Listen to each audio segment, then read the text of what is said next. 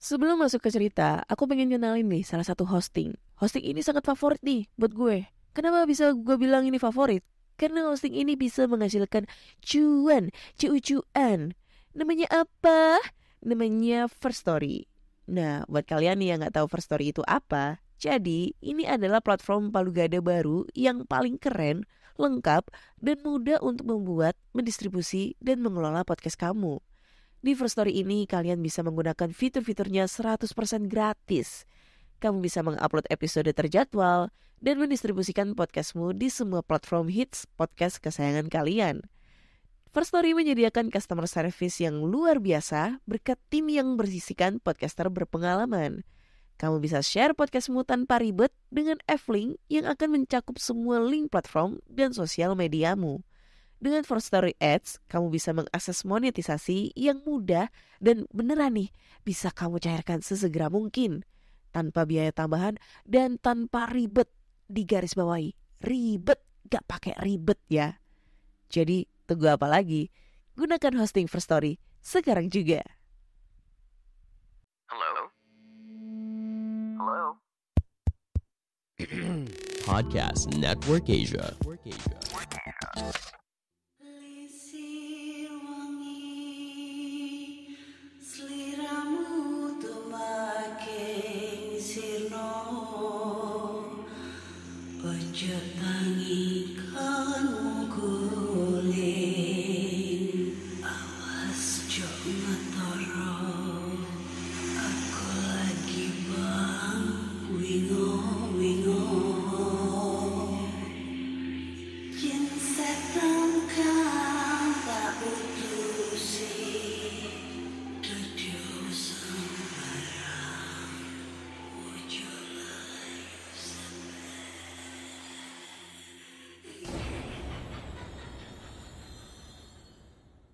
Hai Rek, iya apa kabar? Ketemu lagi dengan aku si Ana di podcast kisah horor. Kita bertemu di episode 203.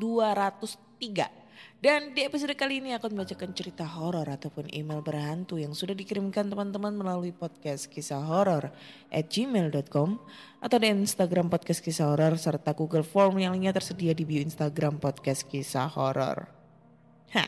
Sebelumnya aku mau minta maaf banget kalau seminggu ini nggak up episode terbaru karena sibuk banget gitu ya. Soalnya kan mau ada akreditasi sekolah gitu ya. Terus abis itu lagi sibuk-sibuknya kurikulum merdeka tuh ya. Sekarang Menteri Pendidikan ngeluarin yang namanya kurikulum merdeka gitu. Implementasi kurikulum merdeka itu ribet banget dan gue harus pelajari itu satu demi satu. Jadinya nggak ada waktu cuy untuk rekaman gitu ya. Tapi ini udah mulai stabil ya, udah mulai bisa untuk kita berbagi cerita-cerita horor nih yang udah masuk banyak banget di email ataupun di Google Form atau kemarin juga ada yang udah ngirim di DM tapi ngantri ya. Kita habiskan dulu yang di email nih. Dan langsung aja sih ya ke ceritanya karena aku lihat ini cerita di email kali ini ya. Untuk episode kali ini tuh panjang banget coy ya. Panjang. Dan cerita ini datang dari siapa ya namanya ya? Rabbani gitu aja ya. Judulnya adalah Santet 3 Generasi. Hai Kak Ana, namaku Rabbani. Salam kenal ya. Saya penggemar podcast kisah horor yang kalau ceritanya itu panjang lebar. Jadi bisa kebawa alur cerita. Tapi kalau ceritanya pendek dan garing, skip aja dah. Oke, langsung aja ya Kak.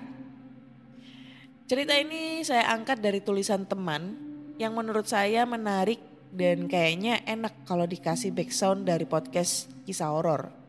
Bisa bikin bulu kuduk naik turun. Ketinggal turun naik, ketinggal turun naik, ketinggal turun naik terus gitu ya. Aduh, respect gitu ya. Apa ya kok respect? Langsung respon gitu ya lagunya ya. Mulai. Perkara sing paling nyedehke kuwi padha sambat orang duit-duit. Hal yang paling menyedihkan adalah mengeluh tidak punya uang. Bener banget. Aku dan ibu hanyut dalam lamunan sembari memandangi makam bapak. Tanah makamnya masih basah. Bahkan kembang rampai di atas pusara terlihat masih segar. Jasad bapak sengaja kami kuburkan di halaman depan rumah. Selain karena areal sekeliling rumah yang tertutup sawah, meletakkan makam bapak di depan rumah bisa mengobati kerinduan ibu akan mendiang suaminya. Yuk, awan mau wancine seliramu tak sih neng sawah. Kongkonane Kusnaidi teko maneh. Yuk, siang tadi pas kamu masih di sawah, orang suruhan Kusnaidi datang lagi. Ungkap ibu dengan ekspresi khawatir. Kusnaidi adalah orang terkaya di dusun ini.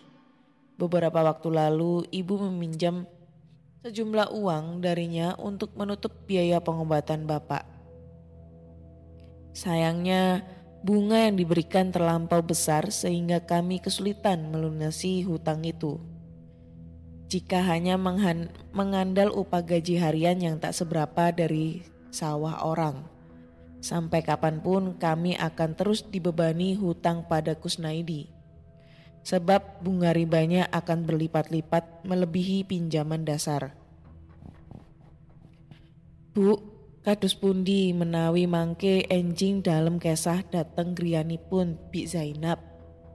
Yang artinya, Bu, gimana kalau besok pagi aku ke rumah Bi Zainab? Mendadak aku dapat ide usai membuang pandang ke makam bapak. Bi Zainab adalah orang yang biasanya merekrut pengangguran dari dusun-dusun untuk dipekerjakan pada pabrik-pabrik di Jakarta. Wajah ibu berangsur cerah menanggapi usulanku. Sajane kawit wingi ibu karep merentah seliramu nyambut gawe. Nanging ibu sungkan. Syukur yen seliramu duweni niatan dhewe. Sebenarnya sudah sejak kemarin ibu ingin memintamu bekerja. Tapi ibu merasa sungkan. Baguslah kamu punya inisiatif sendiri. Yayu merdamel dumagi sambutan awak dhewe lunas. Salah. Iya bener. Mbok bilih sampun lunas Yayu enggal wangsul. Yayu kerja sampai hutang kita lunas, Bu. Nanti pas udah lunas Yayu segera balik. Aku meraih kedua tangan ibu, memijatnya lembut agar ibu mengizinkan. Ibu yo nyengkuyung niat apikmu. Apa sih nengku? Intine ojo sampai nglalekke Gusti Allah uga kudu jujur wanci nyambut gawe. Trok tok tok tok tok tok tok. Anjay. Ibu ya mendukung niat baik kamu. Duk, intinya jangan melupakan Tuhan, juga utamakan kejujuran saat bekerja. Masih dengan binar khawatir, ibu bangkit dari duduk dan merengkuh kepalaku ke dalam pelukannya. Hari merambat siang saat aku mendatangi rumah Bi Zainab, mengutarakan niat menjadi karyawan pabrik di Jakarta. Aku juga meminta Bi Zainab, sekiranya Bi Zainab punya koneksi agar aku dapat dipekerjakan pada pabrik yang memberi gaji besar. Ono yuk, kang menehi upah gede. Telung sasi wae utangmu marang Kusnaidi iso lunas. Nanging duduk pegawai pabrik. Ada yuk yang memberi gaji gede. 3 bulan aja utang kalian pada Kusnaidi bisa lunas. Tapi bukan sebagai karyawan pabrik. Bi Zainab menangguk liur usai berkata demikian. Pikiranku pun mulai meraba-raba. Jangan sampai kerja yang tidak halal dan berbahaya. Yuk, Tegur Bi Zainab merusak lamunanku. Ora usah wedi. Gaweane dadi pembantu ning omah wong sugih. Nanging piyambake mung golek wadon sing wetone setu kliwon utawa rebo paing. Yuk, nggak usah takut. Kerjanya sebagai asisten rumah tangga di rumah orang kaya. Tapi mereka hanya mencari wanita dengan weton Sabtu Kliwon atau Rabu Pahing. Wait, ini sebenarnya kebanyakan bahasa Jawa ya. Jadi lebih baik gue nggak usah baca bahasa Jawanya. Agak ribet juga kalau gue ngebaca kromo inggil. Jadi lebih baik gue baca langsung bahasa Indonesianya ya, biar kalian nggak bingung. Oke, lanjut. Untuk sejenak aku terdiam mendengar penuturan Bi Zainab. Aku memang lahir di hari Sabtu, Bi, tapi ya nggak tahu apa Sabtu Kliwon atau Sabtu lainnya. Jawabku setengah ragu. Agak heran mendengar bahwa ada orang kaya mencari pembantu berdasarkan weton. Coba beri tanggal lahirmu yuk, biar Bibi ngecek apa wetonmu. Bi Zainab memperlihatkan aplikasi kalender kejawen di ponselnya, yang mana dilengkapi fitur yang menjelaskan sifat setiap weton. Tanpa berpikir panjang, ku sebutkan tanggal lahir lengkap dengan tahunnya. Bi Zainab manggut-manggut, seraya jemarinya sibuk mengusap layar ponsel ke slide kanan. Terus menerus hingga sampai di tahun kelahiranku. Sepasang matanya begitu awas mencermati nama bulan, berikutnya hari lahirku. Wah, yuk selamat ya, Bi Zainab sedikit menjerit. Kamu memang kelahiran Sabtu Kliwon. Wanita parubaya ini memamerkan apa yang tertera di ponselnya. Sekilas ku baca pada catatan kaki di fitur weton. Di situ tertulis bahwa orang-orang dengan weton Sabtu Kliwon memiliki watak yang kuat. Saat belum menemukan apa yang tepat dalam hidupnya, pemilik weton ini kerap bertingkah mengacau dan merusak. Namun akan sukses besar kalau berada di posisi yang tepat. Sebaiknya kamu pulang dulu yuk, beritahu ibumu dan siapkan juga pakaianmu. Siang ini juga kita langsung ke Jakarta bertemu calon majikan kamu. Bi Zainab tersenyum hangat padaku. Tak menyiapkan waktu, aku lantas pulang, membawa kabar gembira pada ibu yang sedang menyiang rumput di tengah sawah.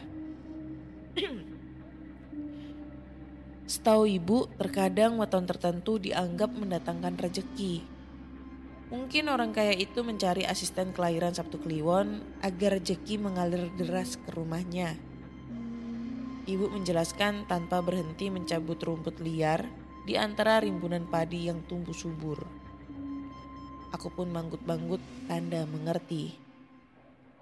Selanjutnya aku dan ibu kembali ke rumah, mempersiapkan tetek bengek keperluan sebelum Bi Zainab menjemput. Sekitar jam 1 siang Bi Zainab datang dengan mobil R3 miliknya. Ia duduk tepat di belakang supir.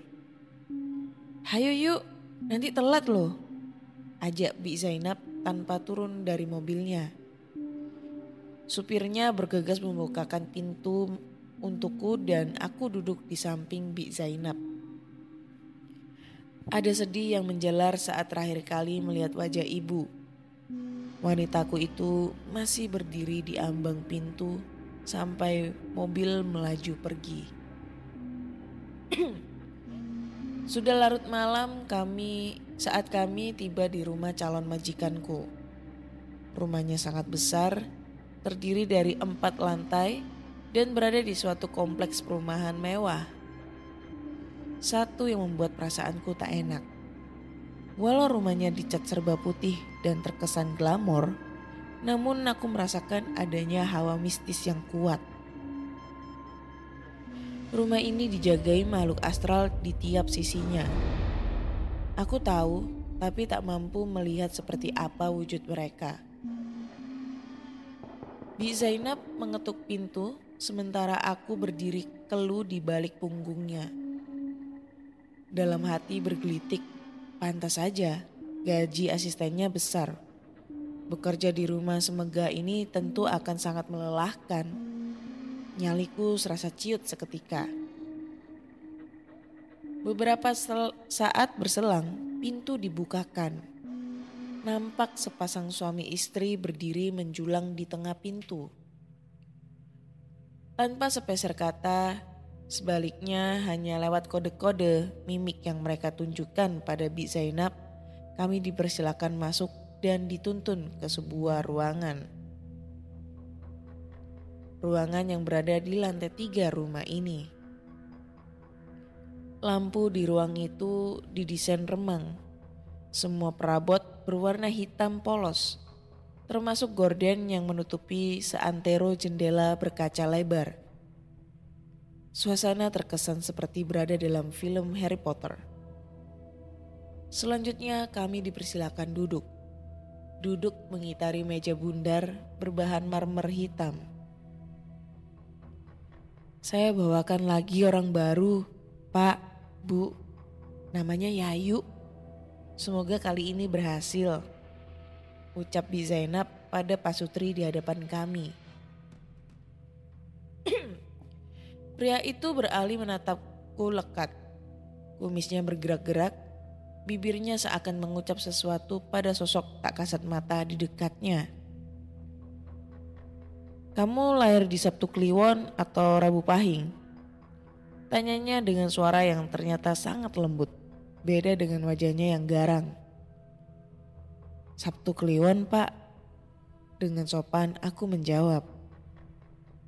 Pria itu memandang istrinya dan si istri terlihat senang. Bagus. Apa kamu mau kerja sama keluarga saya? Iya, Pak. Oleh karena itulah saya datang. Tapi kamu harus tahu, kerja sama keluarga saya bukanlah pekerjaan biasa. Makanya saya memberi gaji 20 juta per bulannya. Anjir, auto lunas utang gue mah. Sampai di sini firasatku sudah tak bagus lagi. Pertama, ia hanya merekrut perempuan kelahiran Sabtu Kliwon dan Rabu Pahing. Lalu sekarang secara belak-belakan mengatakan bukan pekerjaan biasa. Aku meremas jemariku yang bergetar dan berkeringat halus. Di antara rasa penasaran dan takut, aku bertanya pelan. Apa pekerjaannya, Pak? Yayu, ketahuilah, pekerjaannya bukan di rumah ini. Jawab istrinya mengambil alih pembicaraan, sementara sang suami mengangguk membenarkan. Sampai mana tadi? Oh ini. Kamu akan dibawa ke villa pribadi kami di puncak.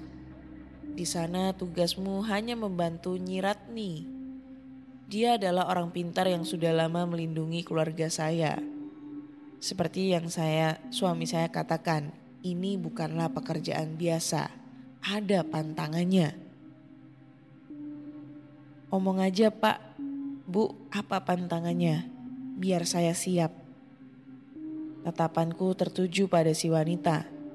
Lantas berganti memandang Bi Zainab.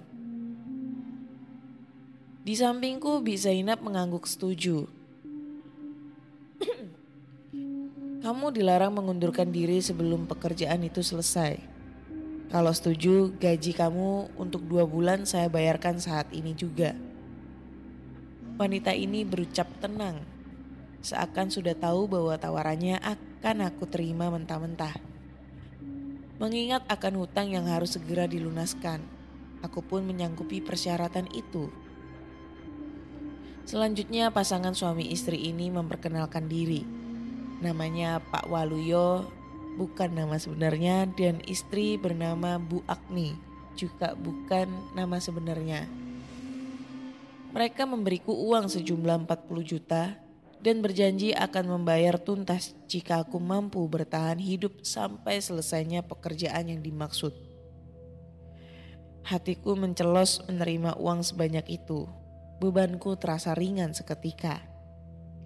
Segera kutitipkan uang melalui Bi Zainab agar diserahkan pada ibu di dusun. Jika dikali bagikan dengan bunga hutang, masih tersisa 4 jutaan sebagai uang belanja untuk ibu. 10 menit setelahnya Bi Zainab berpamitan pulang. Tinggallah aku sendiri dalam ruangan ini. Pak Waluyo dan Bu Agni menghilang entah kemana. Lama menunggu tanpa sadar, aku setengah tertidur pada sandaran kursi. Baru saja terbangun saat suami istri itu kembali. Bunyi berdecit dari kaki kursi yang beradu dengan lantai. Mungkin saja mereka sengaja melakukan agar aku tahu diri. Pakaiannya kok serba hitam-hitam toh? Aku yang masih mengantuk spontan bertanya demikian. Di depanku suami istri ini ternyata baru selesai dari berganti pakaian. Pakaian serba hitam yang mereka kenakan sedikit mematik rasa curigaku. Yuk, kita berangkat sekarang. Nanti kelamaan ditunggu Nyi Ratni. Ucap Bu Agni mengalihkan pembicaraan. Sementara suaminya melangkah duluan dengan kunci mobil dimainkan di tangannya. Aku dan Bu Agni bersisian menuruni tangga hingga kami tiba di area lantai 1 dan segera menuju halaman untuk akhirnya menaiki mobil. Perjalanan sangat melelahkan. Bayangkan, aku datang dari dusun ke Jakarta. Dan sekarang langsung diantar lagi ke tempat yang belum ku ketahui seberapa jauhnya. Naasnya lagi, masih tengah malam saat mobil bergerak meninggalkan kediaman Waluyo. Aku yang hendak menatap penampakan terakhir rumah megah itu dibuat kaget oleh sesuatu yang tiba-tiba hinggap di kaca mobil tepat di sampingku. Ia melekat seperti tokek.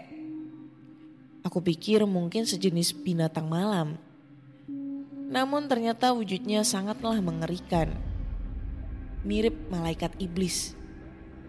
Wajahnya hancur, kepala gundul dipenuhi urat dan sepasang sayap tumbuh di balik punggungnya. Aku hampir bertanya pada Bu Agni, tapi urung karena makhluk itu segera terbang menghilang. Beberapa saat kemudian kentut lagi gue anjrit. Beberapa saat kemudian mobil telah meninggalkan kota Jakarta. Tak ada lagi bangunan tinggi dan benderang lampu-lampu. Kami memasuki kawasan yang gelap dengan rimbun pepohonan mengisi sisi kanan dan kiri jalanan. Loh, emang seperti ini jalannya, Pak? Aku tak tahan untuk tidak bertanya. Perasaanku makin tak nyaman karena Pak Waluyo maupun Bu Agni tak menjawab. Hanya dua pasang mata mereka yang sesekali menengok keluar. Seolah daerah ini sangatlah berbahaya. Batinku menjadi lebih tenang saat mobil telah melewati kawasan hutan yang gelap. Berganti mengarungi tanjakan perbukitan atau semacam dataran tinggi. Bu, ini kemana? Apa nama tempatnya?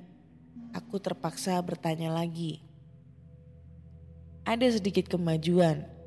Yang sedari tadi tak menjawab, kini Bu Agni tersenyum kecut sembari menggeleng.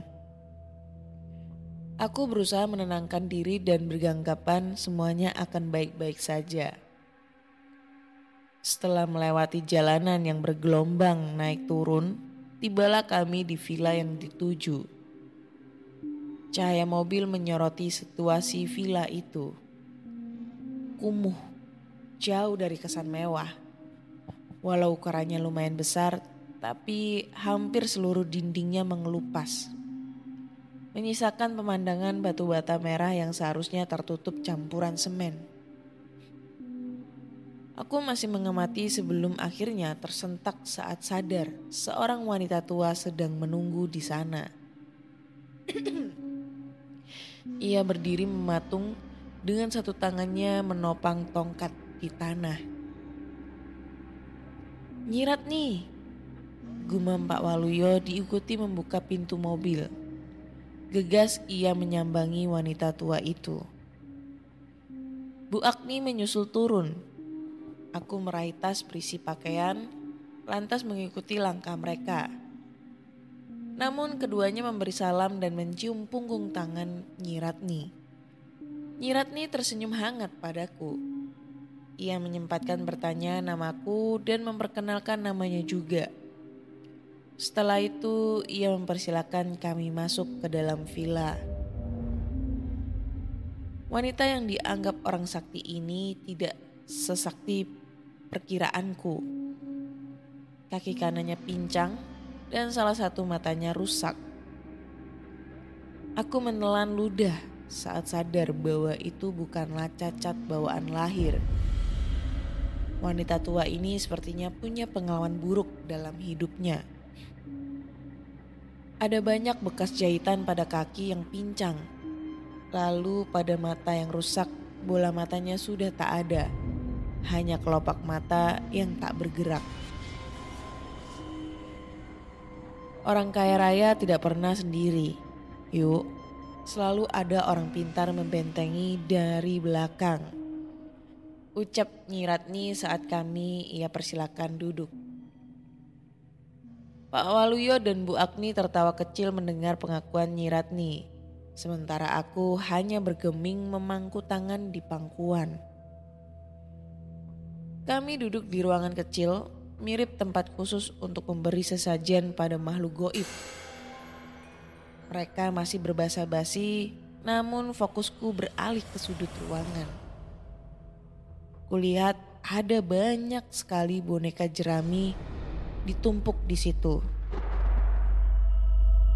Dulu sewaktu masih kecil dan bapak masih hidup, beliau pernah berpesan, jika melihat ada boneka jerami di rumah orang, maka berhentilah bermain ke sana. Menurut bapak, pemilik boneka jerami pastilah penganut ilmu hitam. Dan boneka itu dijadikan media santet untuk mencelakai orang lain. Aku hendak bertanya, tapi urung lagi.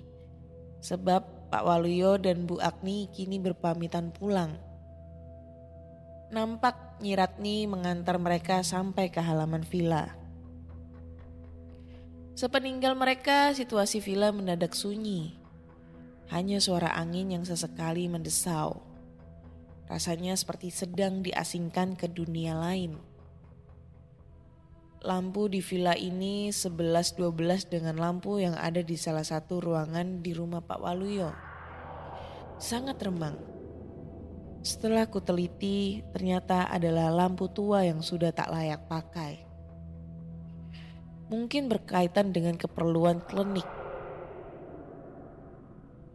Apa Nyi hanya bertugas membentengi keluarga Waluyo dari serangan goib atau diberi tugas lain juga? Aku bertanya saat Nyi Ratni kembali duduk. Mulutnya sibuk memamah sirih. Tugas lain? Apa maksudmu yuk? Balas Nyi Ratni dengan nada yang sengaja dibuat tenang. Padahal sorot matanya jelas sekali seperti menyembunyikan sesuatu. Tatapanku terkunci padanya. Ia buru-buru membenahi kebaya kutu baru yang ukurannya lebih besar dari tubuhnya. Reaksi yang khas saat seseorang sedang berdalih. Sebelum kesini, Waluyo sudah memberimu pengarahan kan? Aku mengangguk. Ya yuk, seharusnya kamu nggak banyak bertanya lagi. Kamu didatangkan untuk membantuku di sini. Jadi manut saja biar perkara ini selesai. Lagian kamu gak berdua saja denganku.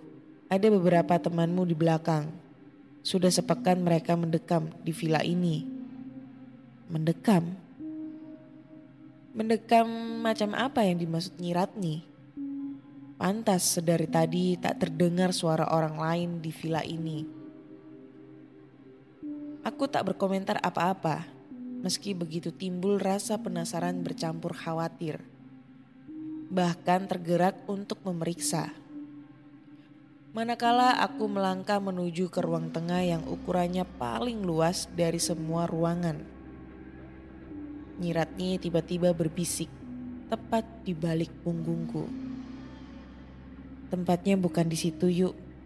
Nanti kamu ke belakang, ada satu sekat khusus di balik bangunan ini. Ungkap Nyi Ratni, sesudahnya ia berlalu pergi.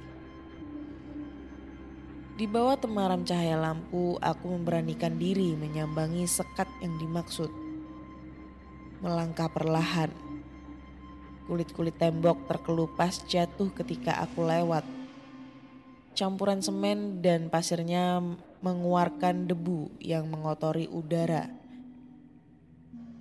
Aku membekap hidung seraya terus melangkah. Namun makin dekat dengan sekat tersebut, kulihat seantero dinding bergerak. Bergerak mempersempit jalan yang hendak kulalui. Aku berhenti lantas memijat pelipis. Aku yang sedang pusing ataukah ini gangguan jin?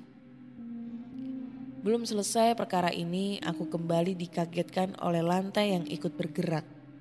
Bergelombang naik dan turun. Hahaha. Gitu kali ya. Durung opo-opo wis mumet yuk. Seliramu iki lho, kudu kuat. Hahaha. Belum apa-apa udah pusing yuk. Kamu itu loh harus kuat. Entah dari mana berasal suara Nyi Ratni tiba-tiba bergema. Aku hanya bisa menelan sendirian pahitnya. Sadar bahwa tersisa beberapa langkah lagi, aku mengumpul semangat sembari menatap sekat itu lekat-lekat. Sekat itu terbuat dari batang-batang pohon muda yang ditebang disusun berjejer membentuk dinding panjang guna melindungi aktivitas yang terjadi di baliknya.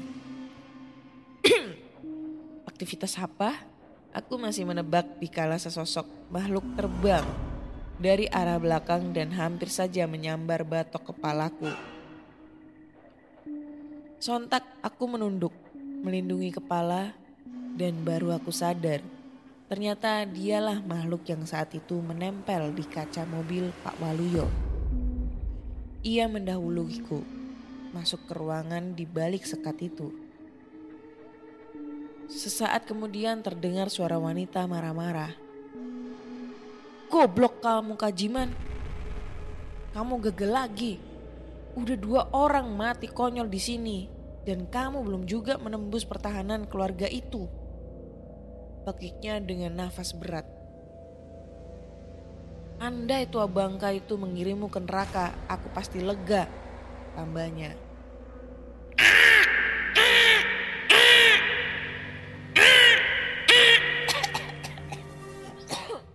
Ada ini bro, kata-kata gitu ya, jadi harus dipraktekkan.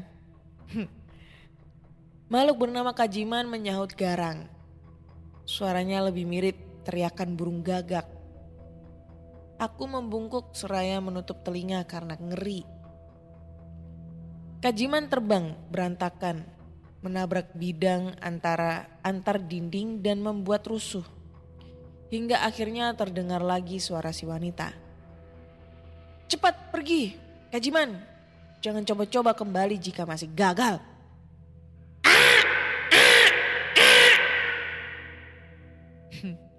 Kajiman terbang berbalik arah, ia kembali melewatiku. Saat kami berpapasan, ia menjeda terbang, menggantung di udara, mengepak-ngepak sayap sembari berteriak garang. Gelagatnya semacam ingin merobek wajahku menggunakan gigi geriginya yang hitam legam. Refleks aku berteriak ketakutan. Apalagi saat wajahnya yang hancur berkedut gemas menatapku. Lengkingan suaraku sungguh di luar kendali, membuat Kajiman tersentak di udara lantas berlalu pergi. Sementara wanita di balik bilik itu kini menampakkan diri oleh karena mendengar teriakanku. "Siapa ya?" lirinya dingin. Ia berdiri di ambang sekat dengan kedua lengannya berlumuran darah. Darah kering yang separuhnya telah menghitam. Rambut si wanita yang sangat berantakan, pakaian yang dikenakan sudah sangat dekil. Aku bergidik, mulai ragu apa yang sebenarnya dikerjakan Nyi Ratni dan wanita ini. Lalu kaitannya dengan Kajiman tentu membuat penasaran bercampur gugup. "Saya Yayu, kesini disuruh keluarga Waluyo membantu Nyi Ratni." Sedikit pun aku tidak bergeser. Mungkin kaki ini sudah berakar pada tempatku berdiri. Air mukanya yang semula tegang berangsur mencair, berganti menelisik sekujur tubuhku dengan tatapan kasihan. Dahi itu berkerit 3 lipatan. "Bagus ya Yuk, tubuh kamu masih mulus begitu," ia berucap datar. Aku tak paham harus menjawab apa.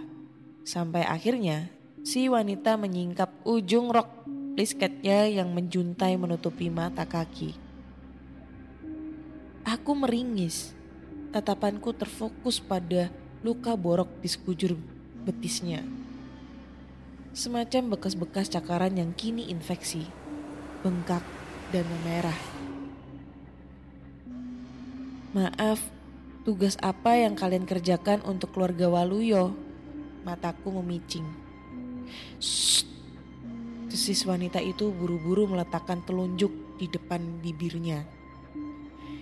Ia membuang pandang ke segala arah. "Tua bangka itu belum menjelaskan ya?" bisiknya parau. Aku menggeleng, ia lantas mendekatiku dengan susah payah. Borok di betis membuatnya sukar berjalan. Belum juga ia bicara, tiba-tiba saja Nyi Ratni muncul dari arah belakang. Satu kaki yang pincang ia seret, satu matanya yang buta terlihat horor di bawah minimnya cahaya lampu. "Mau ngomong apa kamu, Laras?" celetuk Nyi Ratni. "Lancang. Masih terlalu dini untuk Yayu tahu semuanya. Malah Yayu gak perlu diberikan tahu. Dia akan belajar dan paham dengan sendirinya." Tutur Nyi Ratni disusul ekor matanya melirikku sejenak. "Bisa kan Yu?"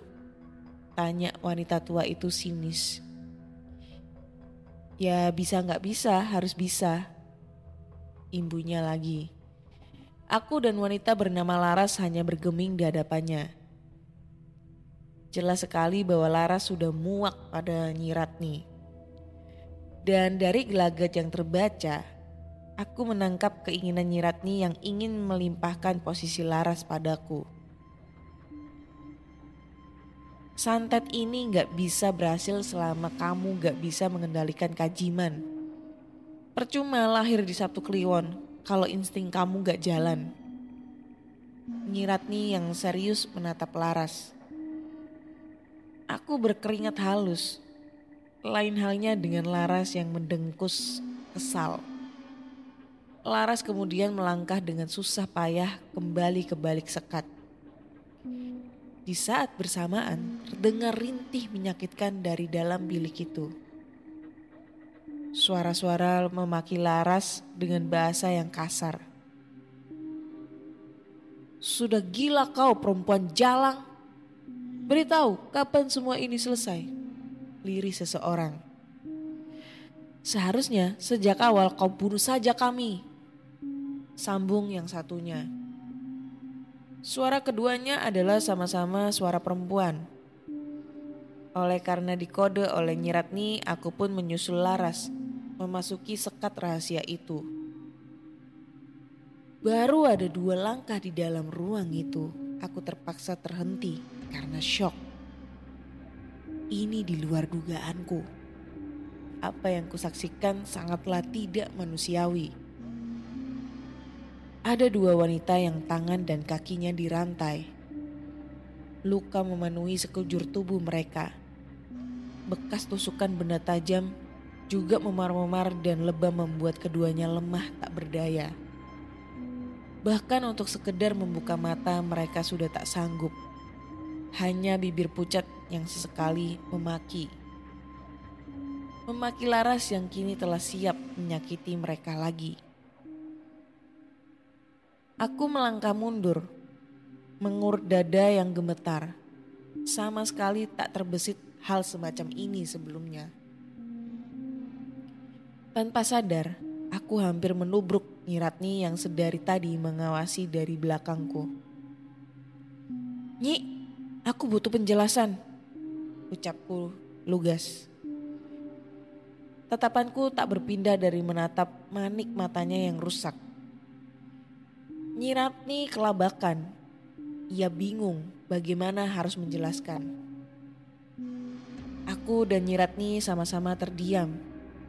Sejenak menimbang, ia akhirnya buka suara. "Asal kamu tahu, Yuk, dua perempuan ini dijadiin media santet. Saya yang menyantet dan Laras di sini sebagai eksekutor." "Media santet?" Aku menggeleng. Ada rasa kecewa merayap. Bukannya media santet kerap memakai boneka atau benda tertentu? Ini malah manusia. 2 orang pula. Disiksa sedemikian rupa, kemana hati nurani Anda? Santet jenis ini merupakan yang paling jahat di tanah Jawa. Nyi Ratni menarik nafas dalam-dalam, mengembusnya halus. Lantas kembali berbicara. "Ingat, kamu di sini bukan untuk main-main. Mati atau hidup sendiri nentuin." Aku menundukkan kepala. Uang sudah terlanjur kuterima. Jikalau berencana kabur, belum tentu bisa selamat. Daerah ini sangat asing. Aku tidak menguasai medan.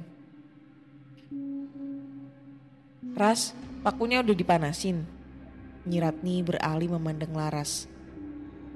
Sadar akan disiksa, 2 perempuan media santet itu ketakutan mendengar perkataan Nyi Ratni. Keduanya meronta. Sekuat tenaga ingin lepas dari rantai beton yang menjerat kaki dan tangan mereka. Sungguh membuatku prihatin. Sudah dari tadi malah." Laras menjawab malas. "Kerjakan toh, nunggu apa lagi?" desak Nyi Ratni. Laras segera mengambil mangkuk aluminium berisi paku-paku yang entah sejak kapan dipanggang hingga merah membara. Ia meletakkan di atas lantai, selanjutnya memungut menggunakan penjepit agar tangannya tidak melepuh. Sebelum Laras menusukkan bara paku ke tubuh media santet, Nyi Ratni tiba-tiba menginterupsi.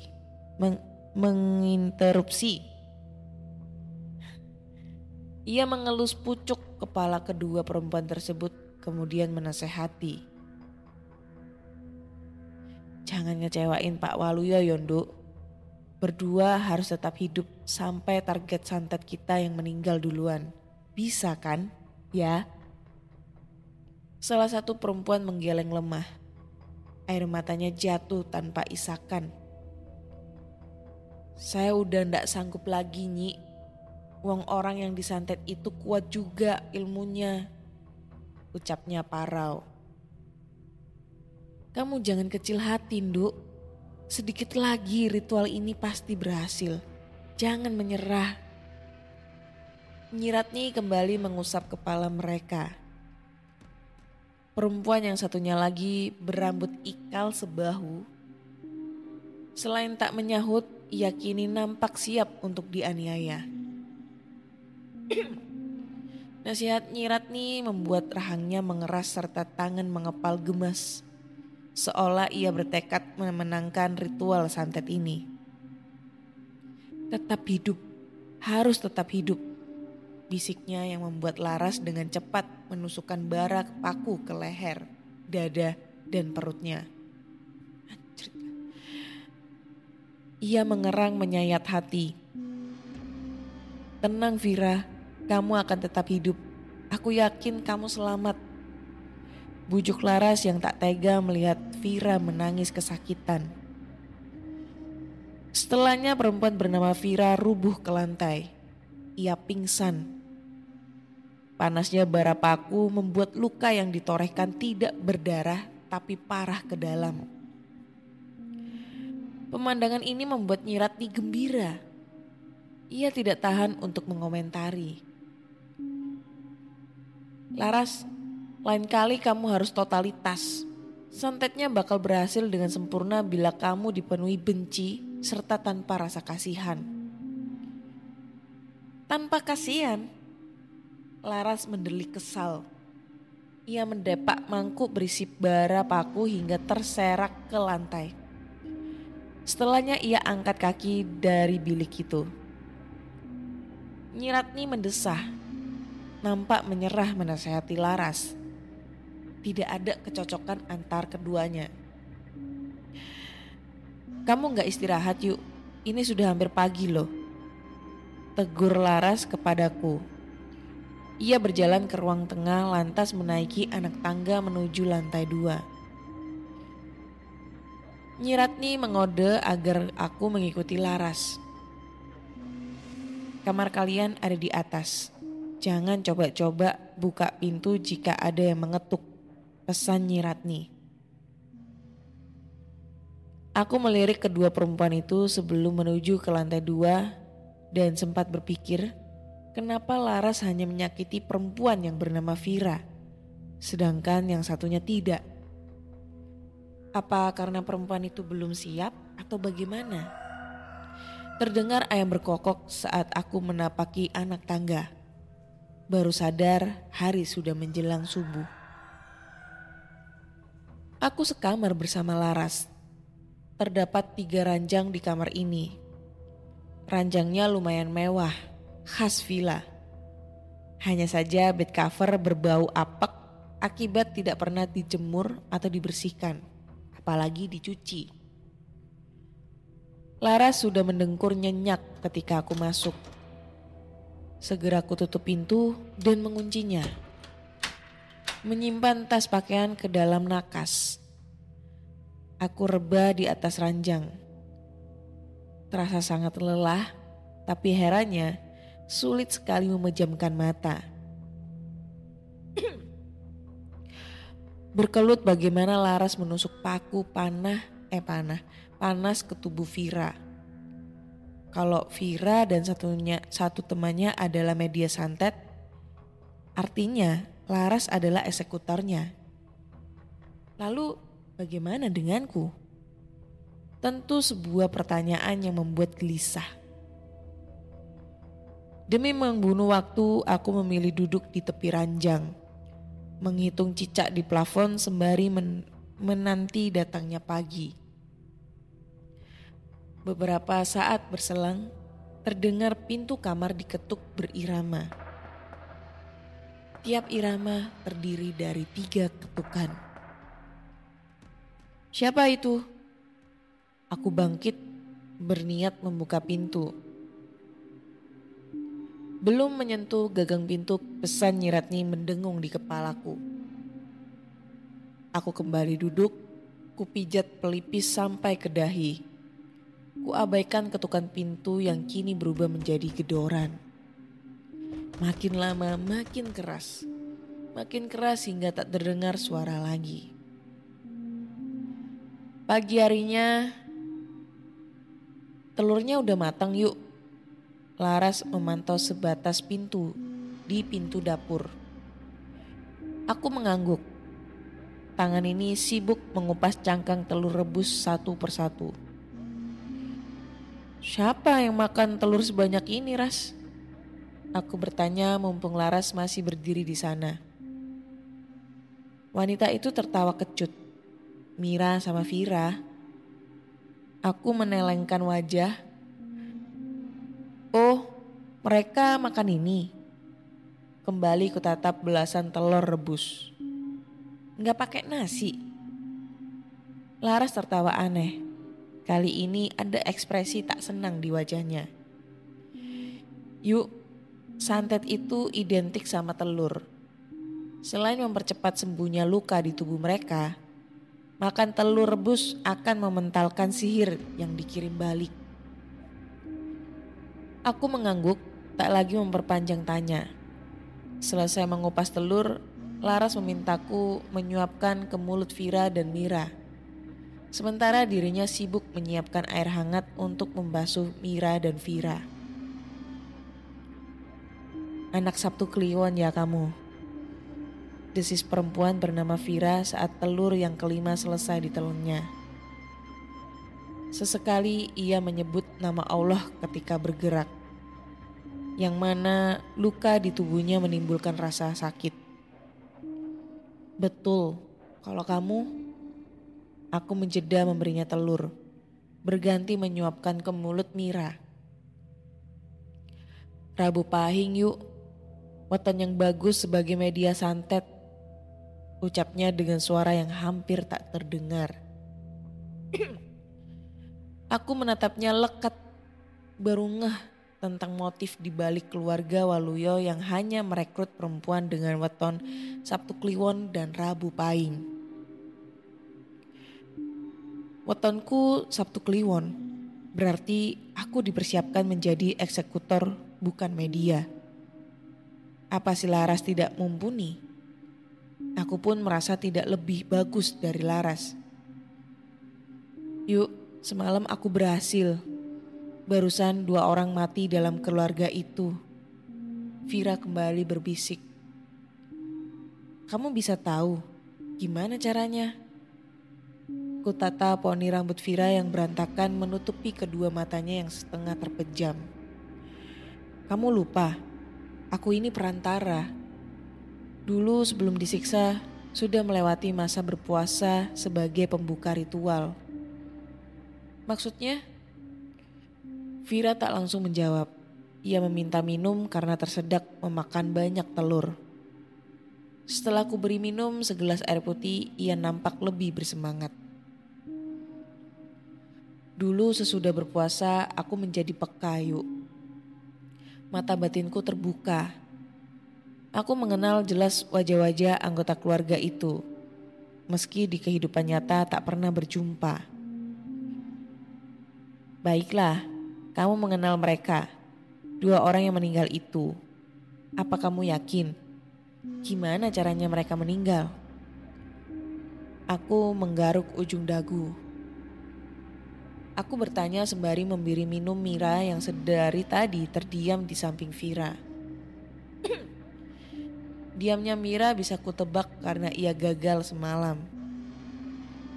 Mira tidak bertekad kuat seperti Vira.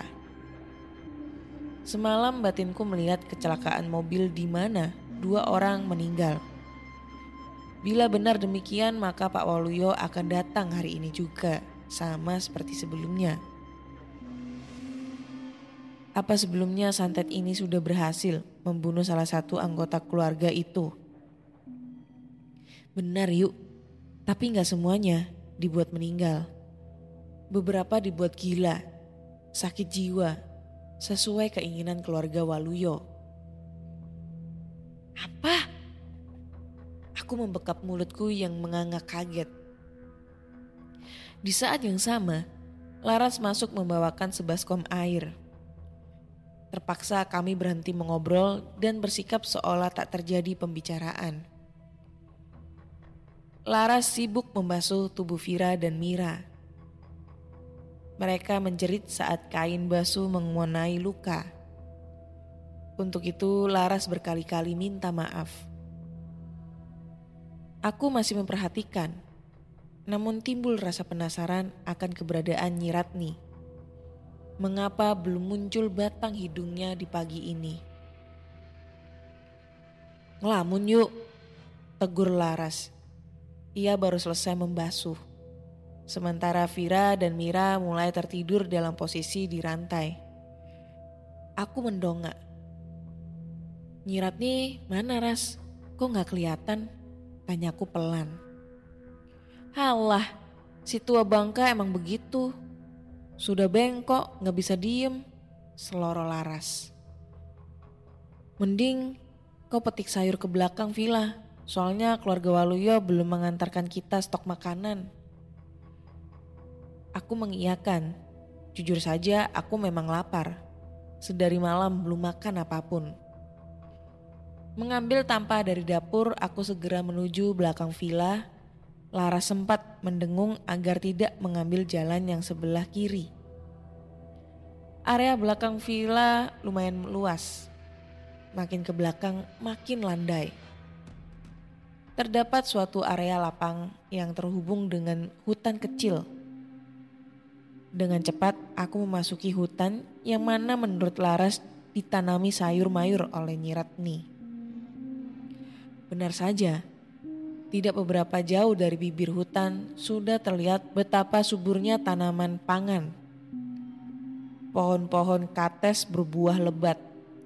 Dedaunan singkong siap dipanen kapan saja. Belum lagi kacang-kacangan, bawang, dan wortel. Membuatku jadi canggung memanen yang tidak kutanam.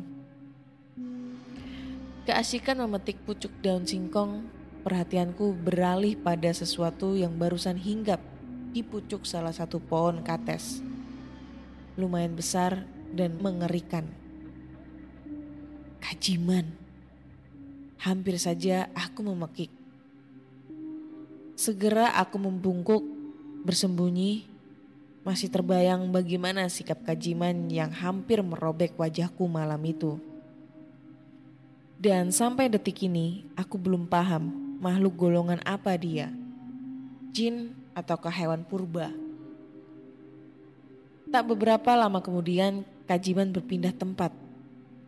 Ku tegakkan pundak, memperhatikan ke arah mana ia terbang. Arah kiri.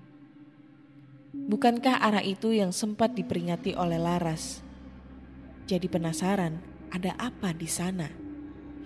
Dengan sikap hati-hati, aku merangkak di antara batang pohon singkong. Terus merangkak, meninggalkan area tanaman pangan dan akhirnya tiba di sebuah kawasan jarang pohon. Ada banyak gundukan tanah di situ. Rerumputan liar bertumbuh setinggi betis. Hingga seluruhnya mengering. Khas penghujung musim kemarau. Sepasang mataku mencermati gerak-gerik Kajiman. Makhluk itu mondar-mandir memantau sekitaran. Seolah ia tengah melindungi sesuatu. Aku masih mengamati sampai akhirnya kulihat sosok Nyiratni sedang berjongkok di antara rerumputan. Cukup lama ia pada posisi itu. Menit berselang, ia bangkit berdiri diikuti membersihkan kedua tangannya yang dipenuhi tanah. Tentu aku penasaran apa yang barusan ditanamnya di situ.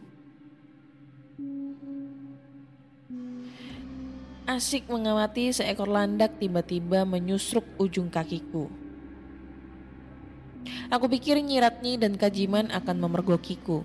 Ternyata mereka juga kabur sebab takut ketahuan. Kajiman terbang menjauh, masih di udara saat ia berganti wujud menjadi burung gagak berukuran sedang. Sementara Nyiratni menjelma jadi seekor anjing dan berlari menuju villa. Aku meneguk liur yang tercekat di kerongkongan. Kajiman menjadi burung gagak mungkin masih bisa diterima. Namun Nyiratni jadi anjing. Seumur hidup baru kali ini tidak percaya pada mataku sendiri. Urung membuang waktu, gegas aku memeriksa tempat di mana Nyiratni barusan berjongkok. Gundukan tanah, baru saja ia membuat gundukan tanah. Padahal sudah banyak gundukan tanah di sini yang mungkin dibuat olehnya sebelumnya. Aku celingak-celinguk mengawasi sekitaran. Khawatir Kajiman dan Nyiratni datang kembali. Setelah merasa aman, tanganku meraih sebatang kayu kering. berniat menggali gundukan tanah tersebut. Aku mulai menggali. Untungnya tidaklah sukar menggali tanah yang barusan digali. Masih lembab dan lembek. Walau demikian, gugupku makin menjadi-jadi manakala mencuat sebuah kotak kayu. Pikiranku meraba-raba, tanganku bergetar. Kira-kira apa isi kotak kayu ini? Rasanya benar-benar tak siap untuk kemungkinan terburuk. Jangan sampai isinya potongan tubuh manusia atau jimat keramat. Langit berubah mendung dan angin dingin berhembus kencang manakala aku membukanya dengan jantung bertalu-talu. Penutup kotak tidak dikunci. Hanya diberi pengait kecil yang hanya cukup diputar. Pasak Jagor, ketusku. Menemukan 2 bentukan boneka jerami berukuran kecil dalam kotak kayu ini. Yang mencuri perhatian, tertera nama pada bagian dada masing-masing boneka. Aku membaca dan menghafal baik-baik. Heru Santoso, Andre Santoso. Segera kuletakkan kembali ke kotak kayu. Menutup dan menguburkan seperti sedia kala. Suara Kajiman tiba-tiba muncul. Aku cepat-cepat merangkak seraya menghindar dari pengawasan Kajiman. Lepas maghrib, sebuah mobil Alphard hitam terlihat memasuki halaman villa. Nyi Ratni yang tengah sibuk menganyam boneka jerami langsung keluar dan menyambut. Kakinya yang pincang didesak berjalan cepat. Aku dan Laras sesekali mengintip dari ruang tengah. Pak Waluyo itu kalau kesini gak pernah datangnya siang. Selalu saja lepas maghrib atau malam hari. Dengkus Laras di sisiku. Siang pasti sibuk, Ras. Pada kerja kan? Halah, paling sibuk cari musuh. Terus disantet. Kehidupan orang kaya gak seindah yang dibayangkan orang susah. Makin kaya makin banyak tantangannya. Ntar juga kamu paham. Laras menyeletuk tajam. Bau badannya menyeruak menyiksa rongga hidungku. Entah sudah berapa bulan ia tidak mandi.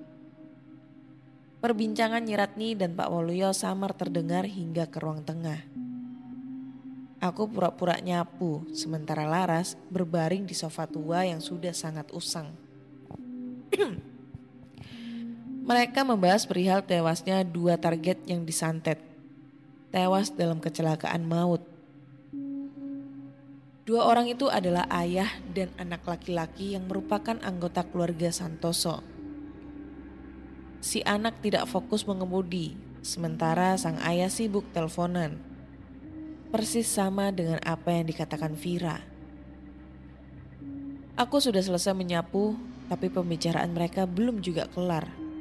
Hingga akhirnya, ku dengar nama Heru Santoso dan Andre Santoso disebut-sebut. Seketika syarafku mau negang ke ubun-ubun. Aku mengurut dada yang bergolak tak tenang. 2 nama itulah yang dikuburkan Nyi Ratni dalam sebuah kotak kayu bersama 2 boneka jerami. Astagfirullah. Berarti sudah banyak musuh Pak Waluyo yang meninggal oleh santet yang dikerjakan Nyi Ratni. Sebab ada banyak gundukan tanah di hutan itu. Perkara ini membuatku terduduk lemas pada sofa yang sama tempat Laras berbaring. Yuk, saya tahu kamu lagi di situ. Kesini, Nduk, ada yang mau dibicarakan. Panggilan Nyi Ratni membuyarkan lamunanku. Aku tersentak lantas bangkit dan menyambangi mereka. Laras tak bereaksi sebab ia sudah tertidur lelap. Aku berdiri cukup jauh dari tempat Pak Waluyo.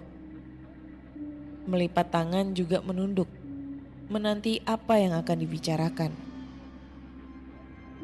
Duk, Sesuai perjanjian, tugas Laras di sini hampir selesai. Kamu bakal menggantikan Laras. Terang Nyi Ratni. Pak Waluyo ikut membenarkan. Wajah lelaki itu berseri-seri. Mungkin puas dua musuhnya telah meninggal. Ya yuk, kesempatan ini mau saya jelasin sejelas-jelasnya biar kamu paham. Pak Waluyo berbicara, disusul tangannya mempersilahkan aku duduk.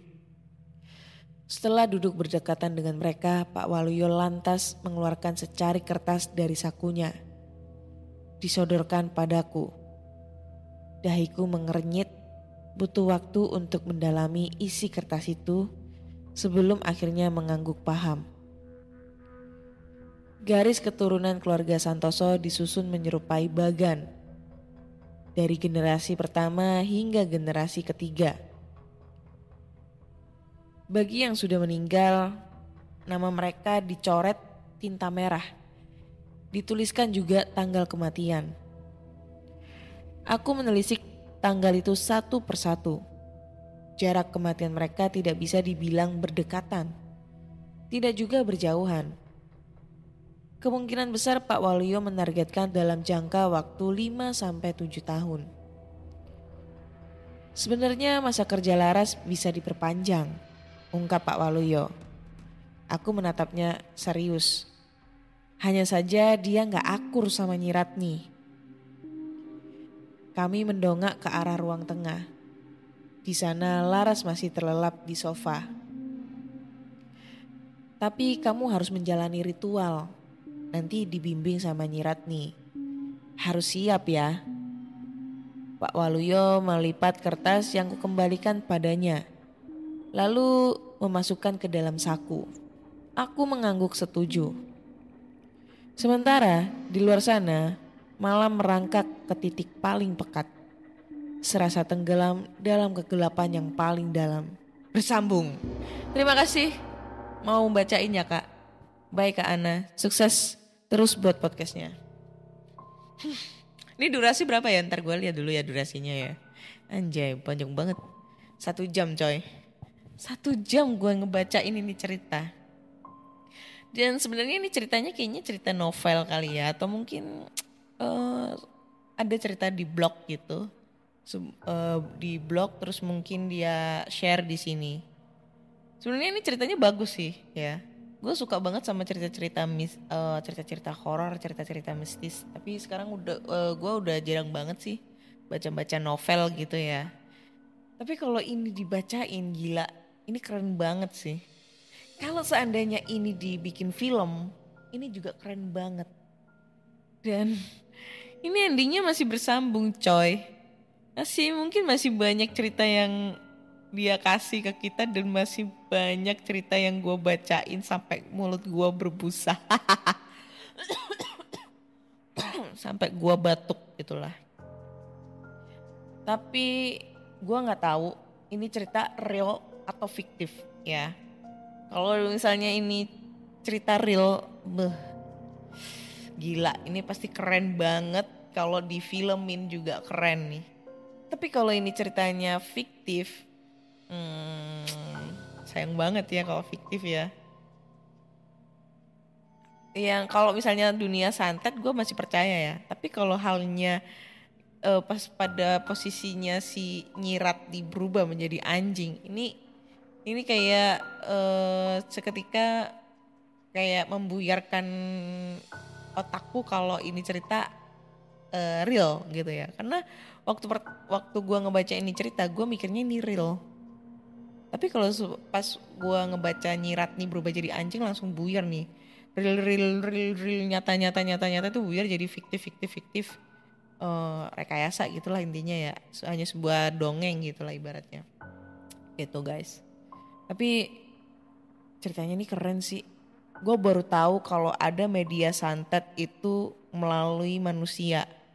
Maksudnya medianya itu manusia. Yang gue tahu tuh medianya kadang itu kan hewan kayak ayam, tikus kayak gitu. Terus ada boneka, ada lagi mungkin dari foto itu kayak gitu-gitulah. Tapi ini media manusia cuy. gue belum pernah tahu. Dan ini gue baru tahu kalau misalnya ini real loh ya. Tapi ada juga sih, gue nggak tahu dulu yang dibikin media santet sama dukun yang terkenal di Banyuwangi yang sampai dihajar massa itu ya. Itu medianya apa gue nggak tahu. Secara korbannya si dukun yang gue udah pernah cerita tuh ya, dukun santet Banyuwangi yang terkenal dibantai pada tahun 98 itu korbannya bisa sampai 100 orang lebih coy. Gila gak? Anjrit. Keren dah ini cerita. Oke deh, kayaknya cukup sekian dulu cerita di episode 203 ini yang berjudul Santet 3 Generasi. Dan ceritanya ini bersambung ya. Kemungkinan nanti si Rabani bakal ngirim cerita lanjutannya, gak tahu kapan. Jadi tungguin aja nih cerita berikutnya. So buat teman-teman nih, kalau kalian suka dengan cerita-cerita yang ada di podcast kisah horor, silahkan kasih rating bintang 5 untuk podcast kisah horor di Spotify. Dan jangan lupa follow juga podcast kisah horor di Spotify dan di Noise. Karena kalian bisa langsung update cerita-cerita terbaru kalau podcast kisah horor nampilin episode terbaru nih ya. Jangan lupa juga follow Instagram podcast kisah horor. Dan jangan lupa juga dengerin podcast kisah horor di Spotify, Google Podcast, Apple Podcast, serta di Noise. Nantikan cerita horor berikutnya yang gak jauh kalah menarik. Bye-bye.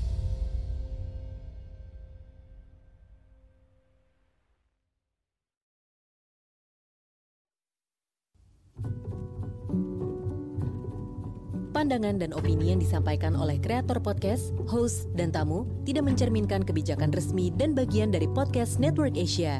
Setiap konten yang disampaikan mereka di dalam podcast adalah opini mereka sendiri dan tidak bermaksud untuk merugikan agama, grup etnik, perkumpulan, organisasi, perusahaan, perorangan, atau siapapun dan apapun.